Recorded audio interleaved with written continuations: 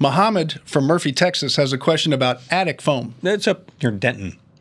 I know where Denton is. Yeah, right up there. I never heard of Murphy, but I know Denton, that area, Plano, and all that area. There you go. That's where he is. So he wants to clean out the existing blow-in fiberglass insulation that's in his attic, right? Mohammed writes, the contractor will do 6-inch open-cell spray foam under the roof deck and close the air inlet soffits and turbine air outlets, except for one. He says, I hear you say spray foam does not make sense for Texas, and I have the AC unit and the natural gas furnace up in the attic. So Mohammed wants to know, why one vent? Will one vent be enough for that furnace? What say you? Why are you doing this? Stop. Don't take out good insulation that's working and then redo your attic and try to do a sealed attic system, because it's a terrible way to go. And you're already seeing future problems, and you're not even there yet. So I'm not going to tell you if 1 or 10 or 20. You need to ventilate your attic. You need to keep the insulation on the floor of your attic. If you need some more, you can have some formaldehyde-free fiberglass, beefed up a little bit.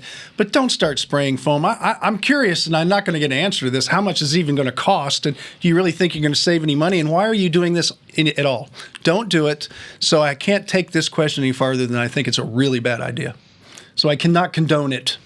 Don't hold back. Don't hold back. How do you feel, Tom? Really? Don't do it. Okay. Tom. You know how much money I just saved that man if he listens to me? Well, if he listens, Mohammed, I'm here to tell you, here's your mountain. He's got the answer for you. Don't do it, because I know the reason you don't like foam here is because the humidity in our air the house needs to breathe. Yeah. That's what you said. And that's what for this years. question's about. Right. Well, how do I feed the fire in the furnace is what he's worried about. Right. You've got to have air in the attic. You have radiant. I would tell you put a radiant barrier.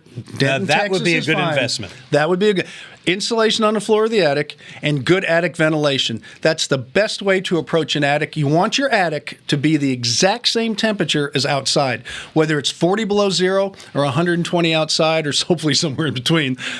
You want it to be the same, and that's the perfect attic. It's a hat on your house. It is. That's all it is. All right.